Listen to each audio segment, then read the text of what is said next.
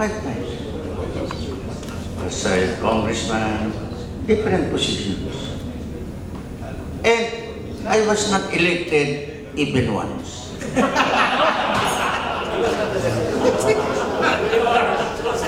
This is true, sir. And then I look at your biodata. Imagine, 6 times, 6 times consecutive, you are elected congressman of your district. With the please, allow me to finish this because many of us will benefit from this question. And then landslide. And with all those great achievements of yours, unquestionably must have to be honored, especially by the Rotary Club of MANILA, you being a member. Now, with all these things that you presented, these are mind-boggling projects which could really inspire people. To me, I think you are a very rare and unique public servant of the Filipino people.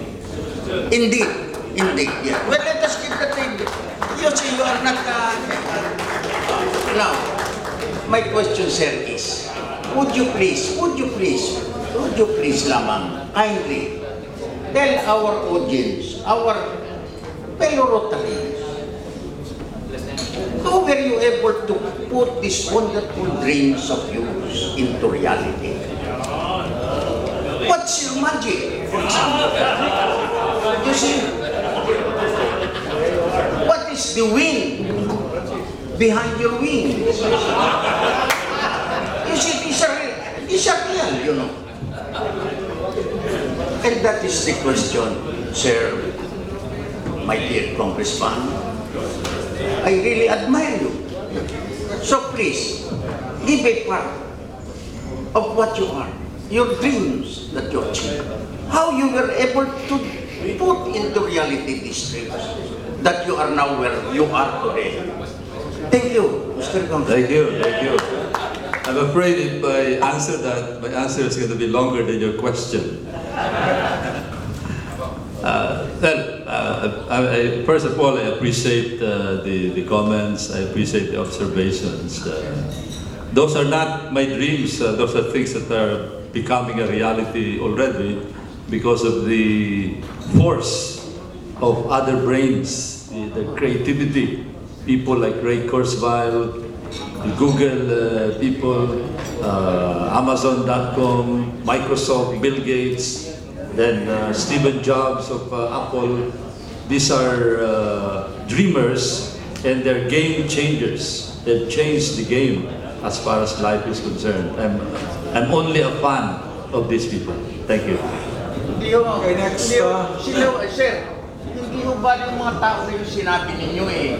Alam mo, as far as my service, what's important for me, Mr. Congressman?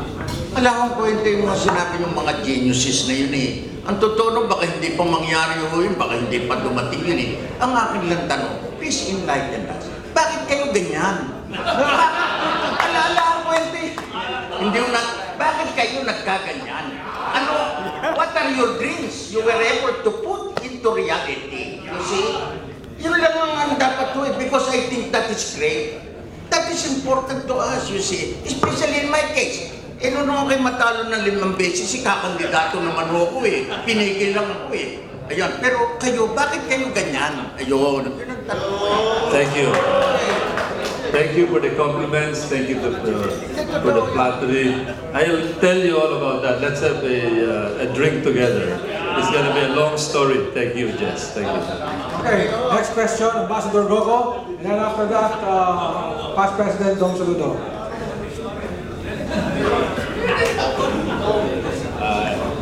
Congressman, that is a very good presentation. Congressman, please contemplate the Department of Information and Communication, and you cited a pertinent constitutional provision The thing is, when we are faced with a vicious administration, it can mangle the truth. In other words, you remember the case of a notorious Nazi, Goebbels, who was the chief propagandist during the Nazi regime. In other words, if you can give the government, it depends also, of course, if you have a government that is fine and so on and so forth. But if you have a vicious administration, it can direct all this and mangle the truth and then give a disinformation to the public. Can you give a comment regarding this? No, precisely it's going to be the opposite rule. Because what's happening now is that no single entity, not even government, can control media the way it is now. You cannot control internet, you cannot control Google. Even China is having a difficult time tangling with Google because it has become a mammoth entity globally. Can you imagine an entity that grew from zero 10 years ago to about $300 billion today? YouTube has become such a potent weapon for distributing information. Nobody can control that. That is a phenomenon that that government must accept, and that is why I said this is now a new reality. The DICT can only help accelerate the process, but it cannot control the process. It cannot stop internet. It cannot stop email. In the same way that 20 years ago, the government was trying to stop fax machines. But of course now the fax machines are almost irrelevant compared to new technology. Thank you. Last question. Past President Dong Choruli.